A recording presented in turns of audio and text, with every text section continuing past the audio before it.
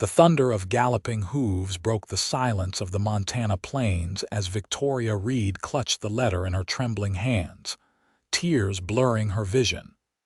For 7 years, she had waited, wondering if this day would ever come, if she would ever see his face again. The letter, worn at the edges from countless readings, held the promise she had clung to through endless, lonely nights. "I'm coming back for you." Victoria stood on the porch of her small homestead, hair whipping across her face in the autumn wind of 1876.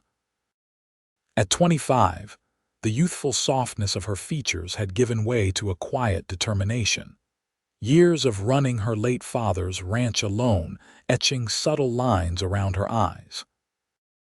Her gaze remained fixed on the horizon where a lone rider approached, his silhouette growing larger with each passing moment. Her heart thundered in her chest as the rider drew closer.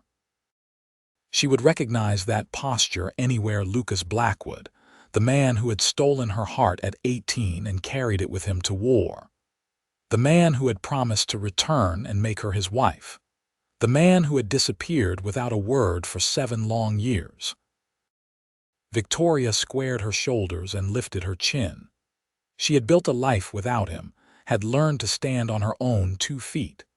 Part of her wanted to run to him, to throw herself into his arms as she had done so many times in her dreams. But pride kept her rooted to the spot. 7 years was too long to wait for any man. Lucas pulled his horse to a stop at the foot of the steps. Time had changed him. The boy who had left was now a man, his face weathered by sun and hardship, a jagged scar running along his jawline that hadn't been there before. His eyes, though those deep blue eyes that had always seen straight through to her soul, remained unchanged. "Victoria," he said, her name like a prayer on his lips. She clutched the letter tighter, her knuckles white. "You're 7 years too late, Lucas Blackwood." He dismounted slowly, wincing slightly as his boots hit the ground. "I know. 7 years without a word. I thought you were dead. There were times I nearly was." He took a step toward her, hesitating when she stiffened. "I wrote to you every chance I got. I received exactly 3 letters in the first year. Then nothing."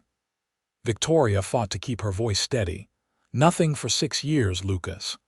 "I can explain. I've waited too long," she cut him off, the words burning her throat. Too long for explanations, too long for promises that might never be kept. Lucas climbed the steps, stopping just short of reaching for her. His eyes never left hers as he spoke, his voice low and certain. "I'm here now and not leaving, not ever again."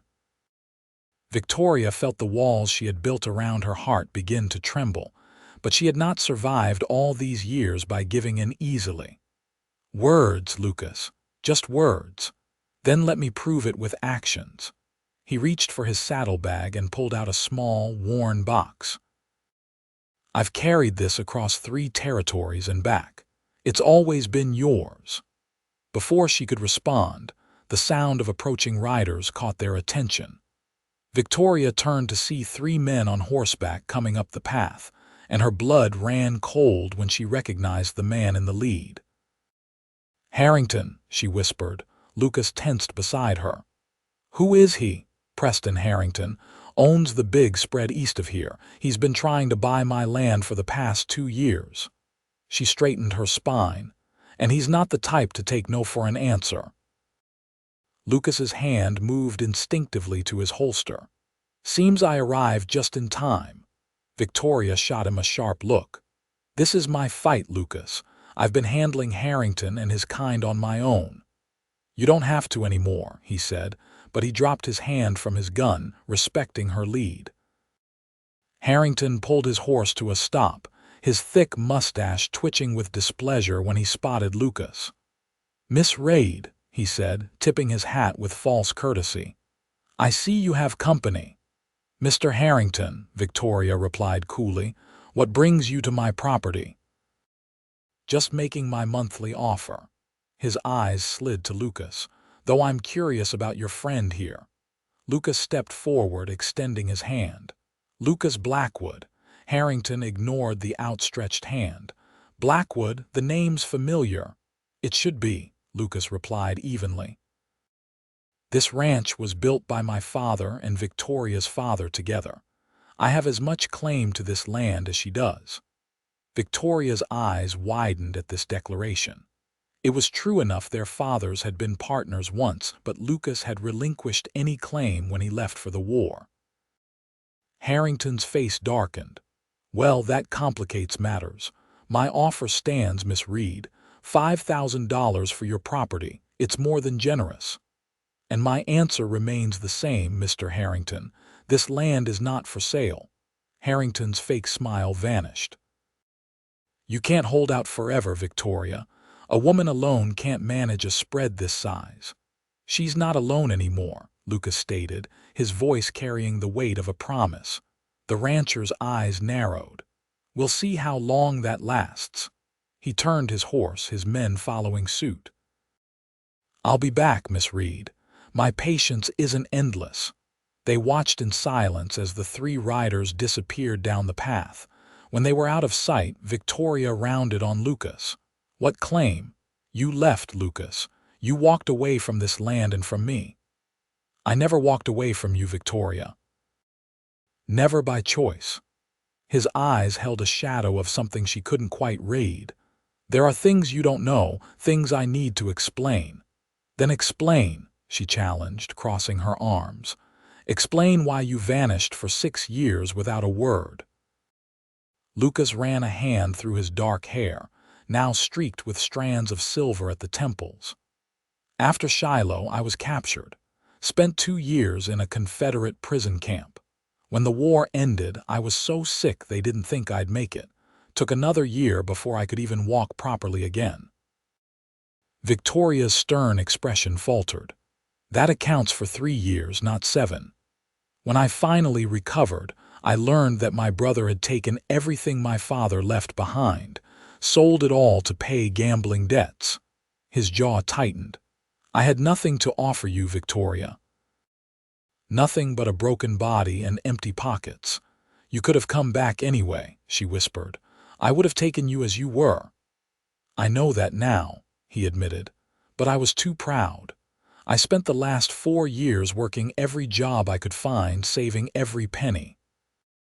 He pulled the small box from his pocket again. To buy back what was rightfully ours.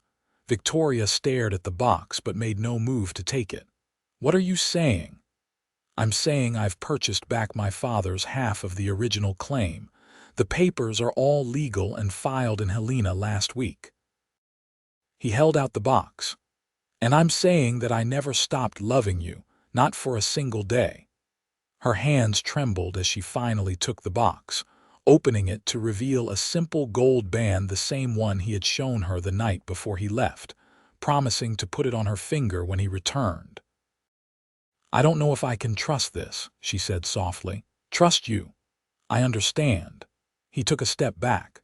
I'll prove it to you, Victoria, every day for as long as it takes.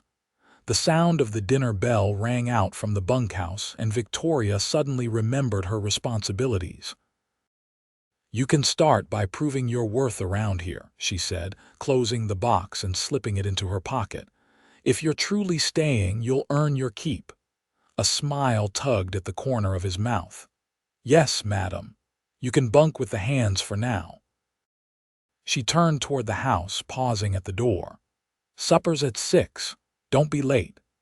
As Victoria disappeared inside, Lucas stood on the porch, looking out over the land he had dreamed of returning to for 7 long years. He hadn't expected a warm welcome, but he hadn't anticipated the strength and independence Victoria had developed in his absence. The girl he had left behind was now a formidable woman, and he had never loved her more. Inside the house, Victoria leaned against the closed door, her composure finally crumbling as tears slid down her cheeks. She pulled the ring box from her pocket, staring at the simple band that had featured in so many of her dreams. Lucas was back alive, standing on her porch, promising to stay. But the years had taught her that promises were easily made and just as easily broken. The ranch hands watched with curious eyes as Lucas joined them for the evening meal. Victoria sat at the head of the table, maintaining a cool distance as she introduced him. "Some of you may remember Lucas Blackwood," she said, her voice giving away nothing of her inner turmoil. "His father was my father's partner when they first settled this land. He'll be staying on and working with us." Frank, her foreman for the past 5 years, eyed Lucas skeptically. "What kind of work are you used to, Blackwood?" "Bit of everything," Lucas replied, meeting the older man's gaze steadily. "Drove cattle from Texas to Kansas, worked silver mines in Colorado, did some horse breaking in Wyoming." "Horse breaking?" Victoria raised an eyebrow. "We've got a few that could use your attention then, including that black stallion no one's been able to get near." Lucas nodded. "I'll start with him tomorrow." The conversation shifted to ranch business, and Victoria watched as Lucas listened intently, asking intelligent questions about their operation. Despite her guarded heart, she couldn't help but notice how naturally he fit at her table, as if the 7 years had never happened.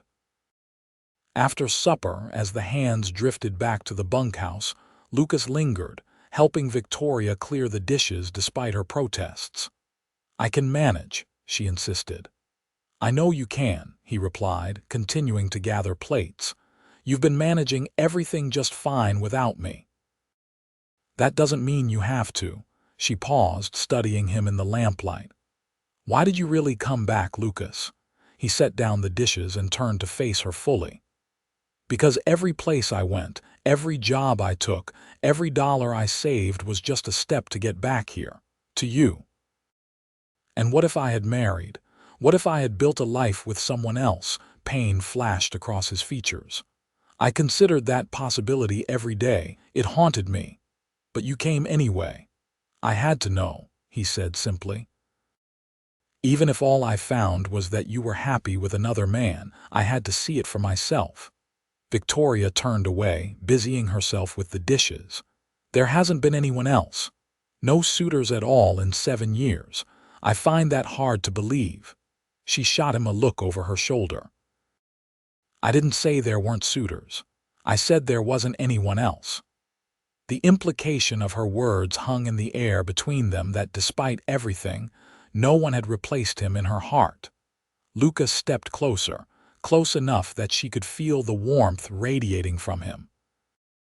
"Victoria," she moved away quickly. "It's getting late. You should join the others in the bunkhouse. Dawn comes early around here." He accepted her dismissal with a nod. "Good night, Victoria." "Good night, Lucas." As he reached the door, she called after him. "That stallion, the black one. He's dangerous. No one's been able to get within 10 feet of him without getting charged." Lucas smiled. "I like a challenge." "Just be careful," she said, the concern in her voice betraying her attempt at indifference.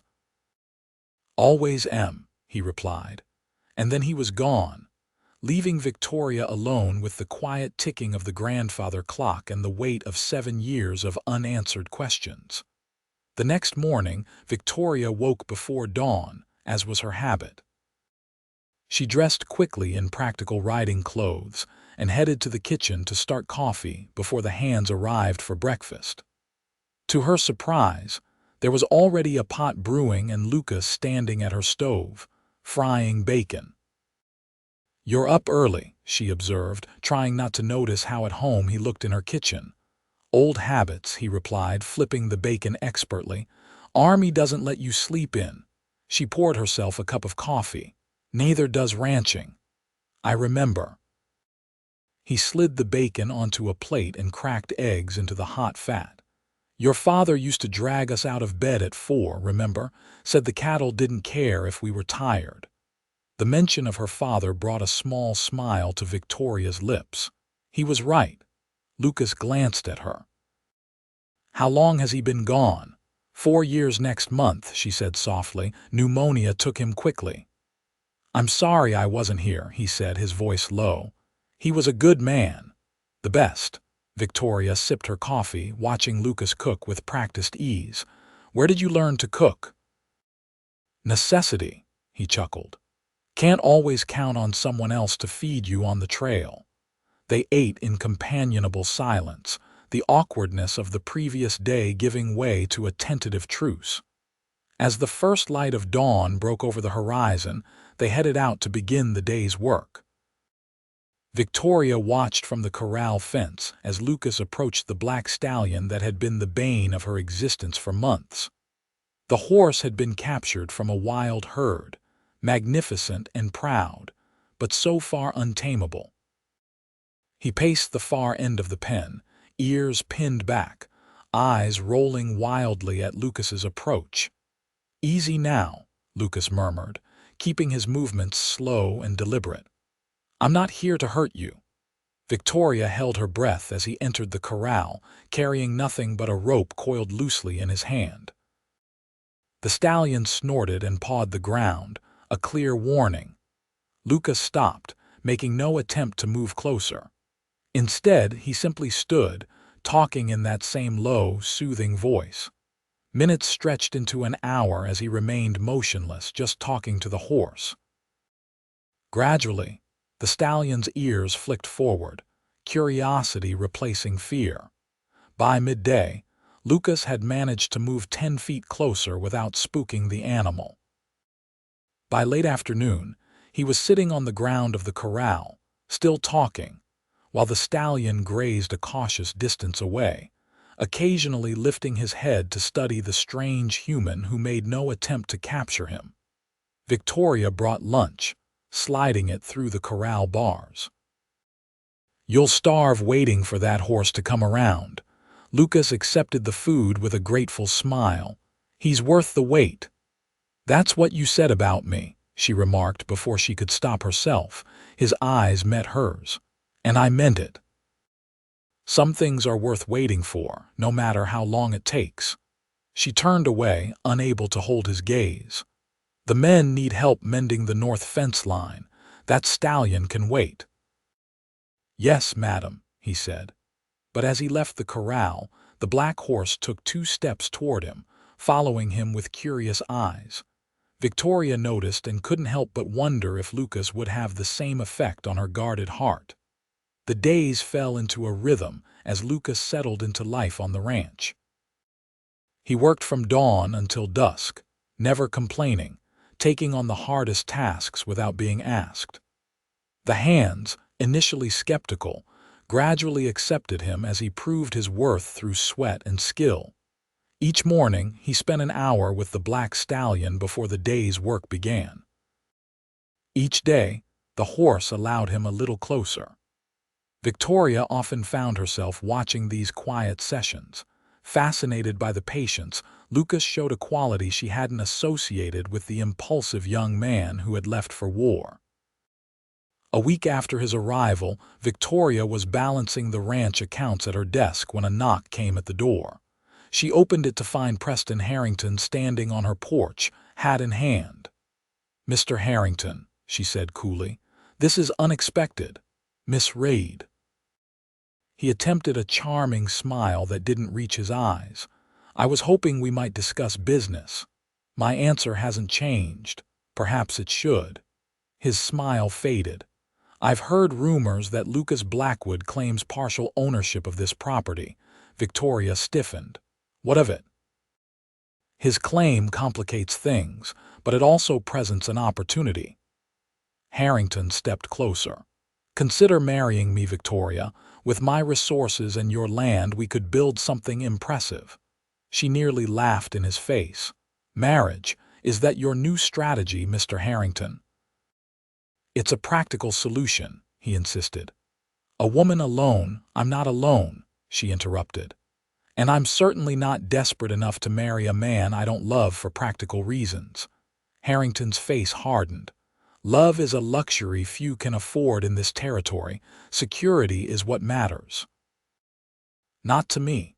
Victoria began to close the door. "Good day, Mr. Harrington." He placed his hand on the door, preventing her from closing it.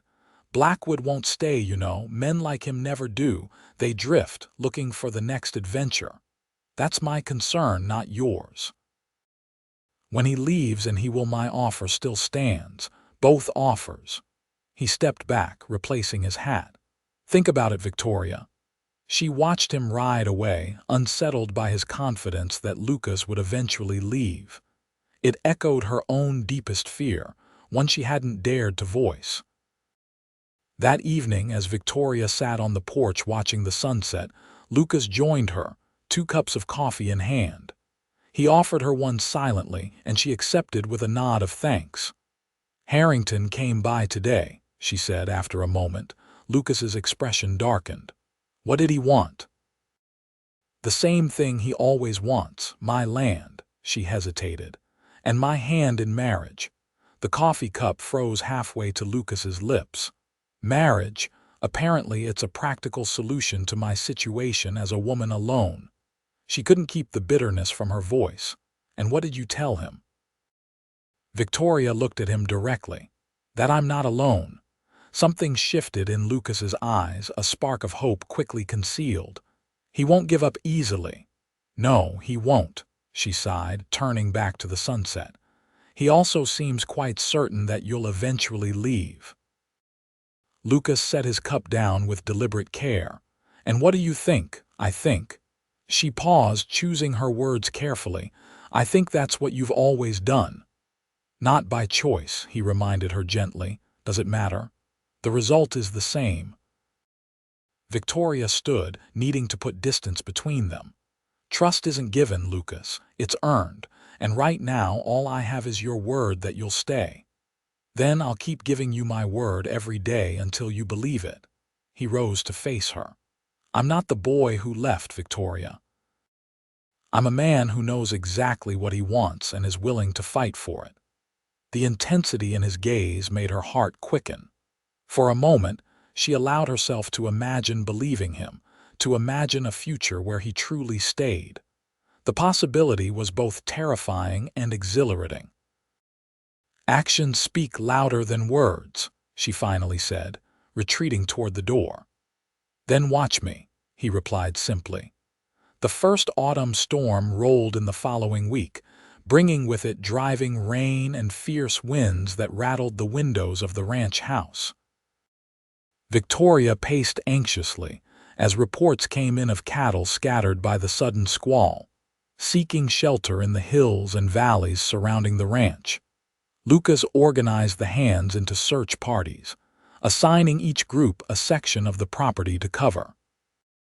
"We need to bring in as many as we can before nightfall," he told Victoria as he prepared to ride out. "The temperature's dropping fast." "I'm coming with you," she declared, already pulling on her oilskin coat. "Victoria, this is my ranch, Lucas, my cattle. I won't sit by the fire while my men risk themselves." He recognized the determination in her eyes, the same determination that had kept this ranch running for years without him. "All right, but you ride with me. We'll take the northwest section." The rain was relentless as they rode out, quickly soaking through their clothes despite the protection of their coats. They found a small group of cattle huddled beneath a stand of pines and slowly herded them back toward the home pasture. As they crested a ridge, Victoria spotted movement in the ravine below, more cattle, including several young calves, stranded by the rising creek water. "Down there!" she shouted over the howling wind, already guiding her horse down the steep slope. Lucas followed, concern etched on his face as he saw how quickly the water was rising. "We need to move fast." Together, they urged the frightened animals up the slope, away from the swelling creek. The last calf balked at the water's edge, too terrified to move. Victoria dismounted, wading into the icy water to reach it. "Victoria, no," Lucas called, but she was already thigh-deep in the rushing current, pushing the calf toward safer ground. The animal finally moved, scrambling up the bank just as a surge of water slammed into Victoria, sweeping her off her feet. Lucas reacted instantly, spurring his horse along the bank, keeping pace with the current carrying her downstream. "Grab my hand," he shouted, leaning dangerously from his saddle as he reached for her. Victoria fought against the pull of the water, stretching her arm toward him. Their fingers brushed twice, before he finally caught her wrist in an iron grip, hauling her from the creek with strength born of desperation. He pulled her up behind him on the horse, her body shivering violently against his back as they made their way to a small line shack used by the ranch hands during calving season. Inside, Lucas worked quickly, stripping off her soaked clothing despite her weak protests and wrapping her in the single wool blanket stored there. He built a fire with the emergency supplies, his movements efficient and focused. "That was foolish," he said, his voice rough with fear as he helped her closer to the flames. The sea calf her teeth chattered so hard she could barely speak. "Is fine," he assured her, rubbing her arms through the blanket to restore circulation. "But you nearly weren't." Victoria leaned into his warmth, too exhausted to maintain her careful distance. "Why, you saved me." "I told you I wasn't leaving," he said, his arms tightening around her. "That includes not letting you get swept away by a flash flood." As warmth gradually returned to her limbs, Victoria became acutely aware of Lucas's proximity, of his steady heartbeat against her back, of the gentle way his hands continued to chafe warmth into her skin through the blanket. "Why did you really stay away so long?" she asked, her voice barely above a whisper. Lucas was silent for a long moment, his breath warm against her hair. "Fear," he finally admitted. "After the prison camp, after nearly dying, I was afraid you wouldn't want what was left of me." Victoria turned in his arms to face him. "Show me." His eyes questioned her meaning. "Show me what you were afraid of," she clarified softly. Hesitantly, Lucas unbuttoned his shirt, revealing a torso marked by scars, some small and precise, others jagged and angry. Victoria reached out, her fingers gently tracing a particularly vicious scar that ran across his ribs. "How?" she asked. "Bayonet," he answered. "During the escape attempt." Her hand moved to another scar on his shoulder. "And this?" "Bullet. Shiloh." Victoria continued her gentle exploration, learning the map of his suffering through her touch. When she had catalogued each mark, she met his gaze. "These are badges of survival, Lucas, not reasons to stay away." He caught her hand, pressing it against his chest where his heart beat strong and steady. "I know that now, but it took me years to believe I was still the man you deserved." "That wasn't your decision to make," she said, a hint of her earlier anger returning. "It was mine." "You're right," he acknowledged. "I robbed us both of time we can't get back. I'm sorry, Victoria, truly." The sincerity in his voice, the vulnerability in his eyes as he sat before her, bearing both his physical and emotional scars, broke through the last of her defenses. Victoria leaned forward slowly, pressing her lips to his in a kiss that began as gentle forgiveness and quickly blazed into something more. Lucas responded with equal fervor, years of longing pouring into the kiss as he cradled her face in his hands as if she were made of precious glass. When they finally broke apart, both breathing heavily, he rested his forehead against hers. "I have loved you every day since I was 18 years old," he whispered. "Every single day." Victoria closed her eyes, allowing herself to believe him at last. "And I've waited for you every one of those days." "No more waiting," he promised, gathering her closer. "I'm here now." They spent the night in the line shack, the storm raging outside while they relearned each other by firelight, healing wounds deeper than any that had marked his skin. By morning, when the rain finally ceased, something fundamental had shifted between them, a tentative trust rebuilt from the ashes of what they had once been. They returned to the ranch to find that the other hands had successfully gathered most of the cattle. Frank raised an eyebrow at their disheveled appearance but said nothing as they dismounted in the yard. "Victoria." A familiar voice called, and she turned to see her younger sister Lillian hurrying across the yard, skirts lifted to avoid the mud. "Lily." Victoria embraced her sister, surprised. "What are you doing here? I thought you were in Helena until Christmas." "I was worried about you with the storm," Lillian explained, then froze as she caught sight of Lucas standing behind Victoria.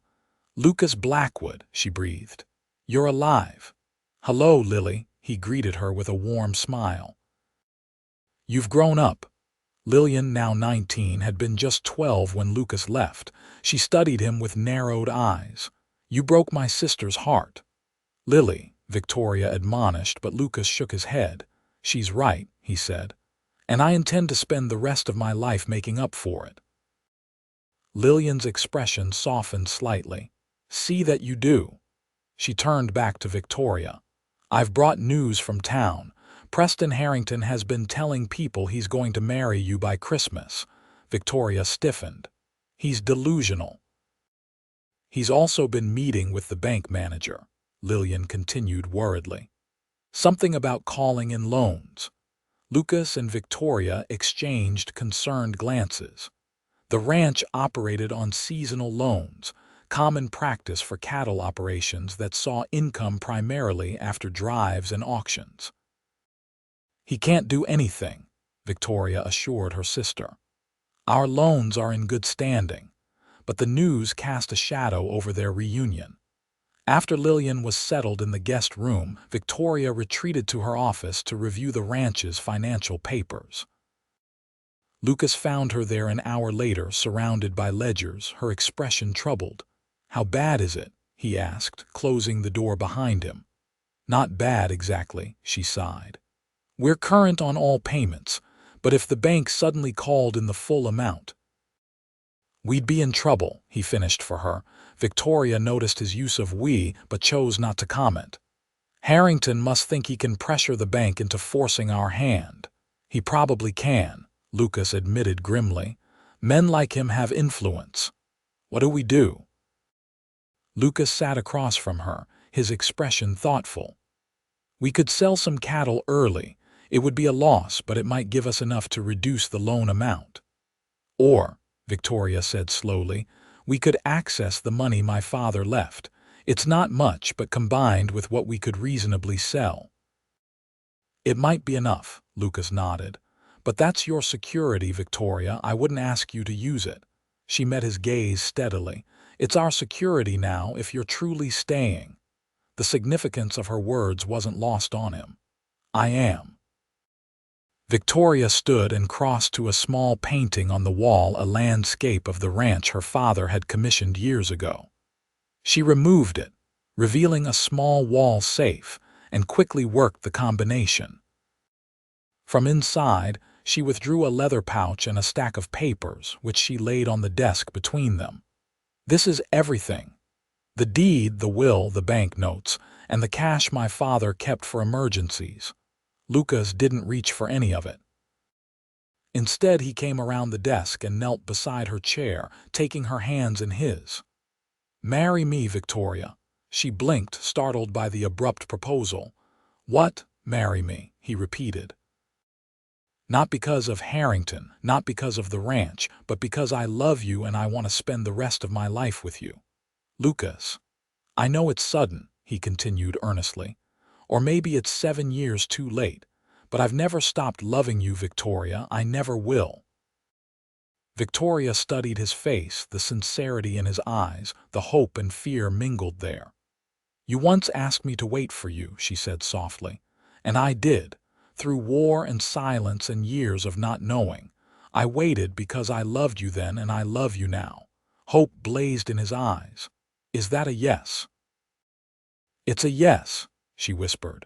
And then she was in his arms, his lips finding hers in a kiss that sealed their promise. When they finally broke apart, Lucas reached into his pocket and pulled out the small box he had shown her the day of his return. "This has always been yours," he said, opening it to reveal the gold band. From the moment I bought it before the war, it's never belonged to anyone but you." With trembling fingers, Victoria allowed him to slide the ring onto her finger. "It's perfect." "Just like you," he murmured, kissing her again. The sound of a throat clearing interrupted them.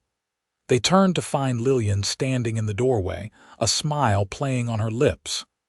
"I take it you two have resolved your differences," she remarked. Victoria laughed, holding up her hand to display the ring. "Lucas and I are getting married." Lillian's smile widened. "It's about time." She entered the room fully, closing the door behind her. "But what about Harrington? He won't take this well." "Let me worry about Harrington," Lucas said, his arm still around Victoria's waist. "We'll face him together," Victoria corrected gently. "This is our ranch, our future." The determination in her voice filled Lucas with pride. This was the woman he had fallen in love with, strong, resilient, and fiercely protective of what was hers. "Then we should make it official as soon as possible," Lillian suggested, "before Harrington can cause any more trouble." Victoria looked up at Lucas. "How soon can the Reverend be ready?" His smile was radiant. "I'll ride into town tomorrow and find out." The news of their engagement spread quickly through the ranch. The hands, who had come to respect Lucas through his hard work and fair treatment, offered their congratulations with genuine warmth. Frank, the foreman, pulled Lucas aside that evening. "You hurt her again, and there won't be a place on this earth you can hide from me," he warned, his weathered face serious. Lucas met his gaze steadily. "I won't, but I'm glad she's had someone looking out for her all these years." Frank's expression softened slightly. "She's like a daughter to me. After her father passed, this place would have fallen apart without her strength." "I know," Lucas said quietly. "She's remarkable." "That she is," Frank agreed.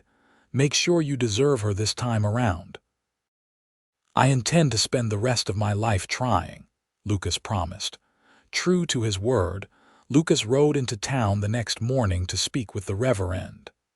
The small church at the edge of town had been built just 3 years earlier, a sign of the growing community. Reverend Thompson greeted Lucas warmly, remembering him from before the war. "Lucas Blackwood, the Lord works in mysterious ways," the older man exclaimed. "We all thought you lost." "Nearly was," Lucas admitted, "but I found my way home at last." "And to Miss Reed's door, I hear," the Reverend said with a knowing smile. "The gossip reaches even my ears." Lucas chuckled. "Then you won't be surprised when I ask how soon you could perform a wedding ceremony." "For you and Miss Reed," the Reverend beamed. "It would be my honor." "How does next Sunday sound? After services?" "Perfect," Lucas agreed, relief washing over him. "Thank you, Reverend." As he turned to leave, the church door opened to reveal Preston Harrington. The rancher's smile faded as he recognized Lucas. "Blackwood," he said coldly. "I heard you were back." "Harrington," Lucas acknowledged with a nod. "Just making arrangements with the Reverend." Harrington's eyes narrowed. "Arrangements for my wedding to Victoria," Lucas stated calmly. "Next Sunday after services." The flash of anger that crossed Harrington's face was quickly masked. "How?" "Fortunate for you both. I wasn't aware that Miss Reed had accepted any proposal." "She has," Lucas confirmed. "We're to be married with her full and enthusiastic consent." Harrington's jaw tightened. "Interesting timing. Just as the bank is reviewing all outstanding loans in the territory." "Is that so?" Lucas kept his voice neutral, though alarm bells were ringing in his mind. "Indeed. The territorial governor is concerned about financial stability with all these new settlers coming in." Harrington's smile didn't reach his eyes. "As a member of the bank's board, I've been asked to provide insight on local ranchers' operations." The threat was thinly veiled. Lucas stepped closer, lowering his voice. "Whatever game you're playing, Harrington, leave Victoria out of it." "No game, Blackwood, just business." Harrington adjusted his expensive coat. "Give Miss Reed my regards, and my congratulations, of course." As Harrington departed, Lucas fought the urge to follow and confront him further. Instead, he headed directly to the bank, determined to understand exactly what they were facing. The bank manager, Henry Wilson, was an old friend of Victoria's father. He greeted Lucas warmly but grew serious when Lucas explained his concerns. "There is a review happening," Wilson confirmed, "but it's routine, nothing to worry about for operations in good standing like the Reed Ranch." And Harrington's involvement, Wilson hesitated. "Preston has significant investments in the bank. His opinion carries weight with some of the board members. Enough weight to call in Victoria's loans prematurely.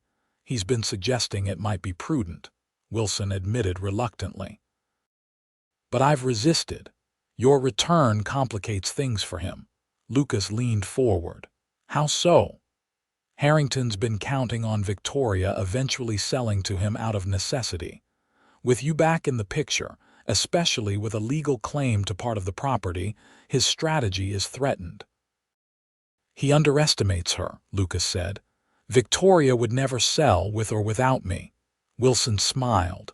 "I know that, you know that, but Harrington believes what he wants to believe about women running ranches." He pulled out a ledger. "Now, let's talk about putting your name on these accounts alongside Victoria's." By the time Lucas returned to the ranch, he had a clearer picture of their financial situation and Harrington's intentions. Victoria was waiting anxiously on the porch, Lillian beside her. "The Reverend agreed to next Sunday," he announced as he dismounted. "After services." Victoria's relief was palpable. "That's wonderful." "I also visited the bank," he continued, his expression more serious. "Harrington's trying to use his influence, but Wilson is on our side." Inside, he explained everything the bank manager had told him. Victoria listened intently, her practical mind already working on solutions. "If we combine our resources, we should be able to pay off enough of the loan to make calling it in pointless," she concluded. "I'll ride in tomorrow with the cash my father left." "I'll go with you," Lucas insisted. Victoria shook her head. "One of us needs to stay here. The men are starting the repairs on the north pasture fence today, and someone needs to supervise." Lucas wanted to argue but recognized the logic in her words. This was her ranch, and she knew how to run it. "Be careful," he said instead. "Harrington was in town today. He knows about our engagement and he wasn't happy." "I can handle Preston Harrington," Victoria assured him, touching the pistol she kept in the drawer of her desk. "He's not the first man to underestimate me." The next morning, Victoria set out for town alone, the leather pouch with her father's emergency fund securely tucked inside her coat. The ride was uneventful, the autumn day clear and crisp after the recent storms. At the bank, Henry Wilson welcomed her warmly, expressing his delight at the news of her engagement. "Your father would have been pleased," he told her. "He always thought highly of young Blackwood." "Thank you, Henry," Victoria smiled, touched by the sentiment. "Now, let's discuss these loans." She laid out her proposal using the cash she had brought combined with Lucas's savings to significantly reduce their outstanding debt. Wilson nodded approvingly as he made the calculations. "This will put you in an excellent position," he confirmed. "Harrington will have no grounds to push for calling in the remainder." As Victoria left the bank, the weight of financial worry lifted from her shoulders. She decided to visit the general store to order supplies for the wedding celebration before heading home. Mrs. Peterson, the storekeeper's wife, greeted her with enthusiasm. "Victoria Reed, I hear congratulations are in order." Victoria couldn't help but smile. News travels fast. "Good news always does," Mrs. Peterson assured her. "We were all so pleased to hear Lucas Blackwood had returned. Such a handsome couple you make." As Victoria selected items for the wedding feast, the store bell jingled, announcing another customer. She turned to see Preston Harrington entering, his expression darkening when he spotted her. "Miss Reid," he said stiffly. "Shopping for your hasty nuptials, I presume." Victoria straightened her spine. "Mr. Harrington, yes, Lucas and I are quite eager to begin our life together." "So eager that you can't wait for a proper courtship." His tone was condescending. One might think there were pressing reasons for such haste. The implication made Victoria's cheeks flush with anger. "The only pressing reason is that we've waited 7 years already, too long by any measure." Harrington stepped closer, lowering his voice. "I visited the bank earlier. It seems you've made a substantial payment on your loans. I wonder where a struggling ranch found such resources so suddenly." "We're hardly struggling," Victoria replied coolly. "And our financial arrangements are none of your concern." "Everything in this territory is my concern," he said, his mask of civility slipping. "Especially when it involves property I intend to acquire. You will never own my land, Mr. Harrington, not 1 acre of it." His eyes hardened. "We'll see about that. Blackwood's return may have bought you some time, but men like him don't stay put. When he tires of playing rancher and moves on, you'll find yourself alone again and I'll be waiting." Victoria gathered her purchases, refusing to show how his words had struck at her deepest fear. "Good day, Mr. Harrington." She left the store with her head high, but her hands trembled slightly as she mounted her horse for the ride home. Despite everything Lucas's promises, the ring on her finger, the plans for their wedding, a small part of her still feared that Harrington might be right. What if Lucas did leave again? What if the call of adventure eventually proved stronger than his love for her and the ranch? The doubts plagued her as she rode, so distracted that she almost missed the movement in the trees alongside the road. Almost, but not quite. Victoria reined in her horse, her hand moving instinctively to the small revolver in her saddle bag. "Who's there?" she called, scanning the tree line. 2 riders emerged from the forest, men she didn't recognize. Their unkempt appearance and the way they positioned their horses to block the road sent a chill down her spine. "Afternoon, madam," the larger of the 2 said, a false smile revealing tobacco-stained teeth. "Mighty dangerous for a lady to be riding alone these days." "I can manage," Victoria replied tersely, assessing her options. The road ahead was blocked, but if she turned quickly, she might outrun them back toward town. "Thing is," the second man drawled, circling to cut off her retreat, "we heard you might be carrying something valuable." "Money, maybe."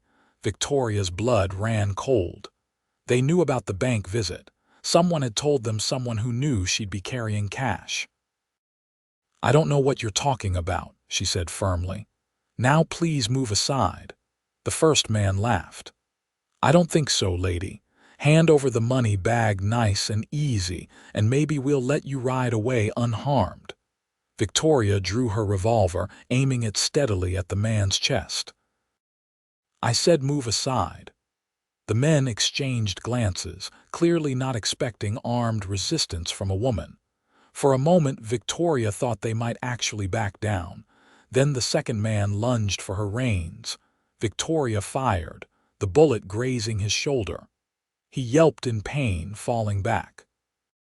The first man reached for his own gun, but Victoria was faster, swinging her horse around and spurring it into a gallop toward the forest where the trees would provide cover. Shots rang out behind her as she rode, branches whipping past her face as she urged her mount deeper into the woods. She could hear the men pursuing, crashing through the underbrush. Victoria knew these lands intimately, had ridden them since childhood, and used that knowledge to her advantage, weaving through dense stands of trees where their larger horses would struggle to follow. After what felt like hours but was likely only minutes, the sounds of pursuit faded. Victoria slowed her horse, listening intently. Silence, save for the natural sounds of the forest and her mount's heavy breathing. She patted the horse's neck reassuringly. "Good boy. We lost them." But she was now miles from the main road, and darkness would fall in a few hours. Victoria oriented herself using the position of the sun, heading west toward the ranch. The leather pouch remained secure inside her coat, its presence a constant reminder of what she had nearly lost.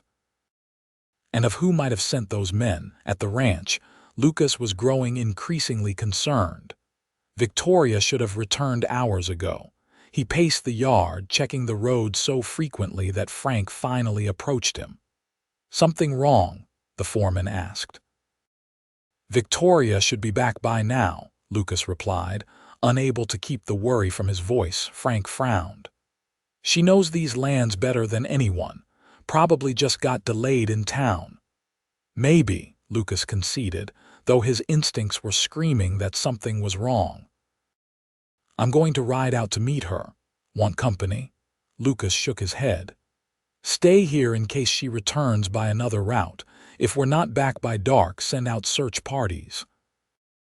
He saddled his horse quickly and set out toward town, pushing the animal to a faster pace than was strictly safe on the muddy post-storm roads.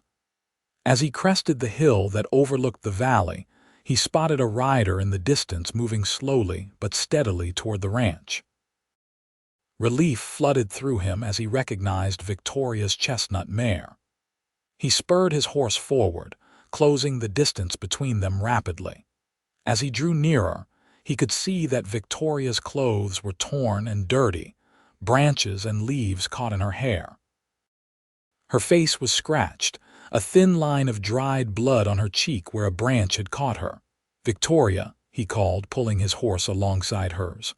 "What happened?" She looked up, exhaustion and relief warring in her expression. "Lucas, I was ambushed on the road back from town." Alarm shot through him. "Ambushed? Are you hurt?" "Just scratches," she assured him. "I got away, but I had to cut through the forest to lose them." Lucas's jaw tightened. "Who were they?" "I didn't recognize them. Hired guns, I think." She met his gaze directly. "They knew I was carrying money, Lucas. Someone told them." "Harrington," he growled, the name a curse on his lips. Victoria nodded tiredly. "Most likely. He was at the store when I left the bank. He made a point of mentioning that he knew about the loan payment." Lucas fought down the rage building inside him. Victoria was safe, that was what mattered most. "Let's get you home. We can deal with Harrington later." They rode side by side back to the ranch, where Lillian rushed out to meet them, crying out in distress at her sister's disheveled appearance. As they helped Victoria inside, Lucas caught Frank's eye. "Double the guards tonight," he instructed, "and send someone to town to notify the sheriff about what happened." Frank nodded grimly. "Consider it done." Inside, Lillian helped Victoria clean up and change into fresh clothes while Lucas paced the parlor, his mind working through their options. When Victoria finally joined him, looking exhausted but determined, he pulled her gently into his arms. "I thought I'd lost you," he murmured against her hair. She relaxed into his embrace. "It takes more than a couple of hired thugs to separate me from this ranch, or from you." Lucas pulled back to look at her, his expression serious. "This ends now. Harrington has gone too far." "We can't prove he sent those men," Victoria pointed out pragmatically. "We don't need to prove it to know it's true," Lucas argued, "and I won't wait for him to try again next time he might succeed." Victoria placed a calming hand on his chest. "What are you suggesting?" "We get married tomorrow," he said firmly. "Not Sunday, tomorrow. First thing in the morning, we ride into town together with as many of the hands as we can spare, and we have Reverend Thompson marry us on the spot. Lucas, once we're legally married, your property and mine are joined. It strengthens our position against Harrington." His eyes softened. "Plus, I don't want to wait another day to make you my wife." Despite her exhaustion, Victoria smiled. "You make a compelling argument, Mr. Blackwood. Is that a yes, Miss Reed?" he asked, a hint of his old charm breaking through his concern. "Yes," she agreed. "Tomorrow."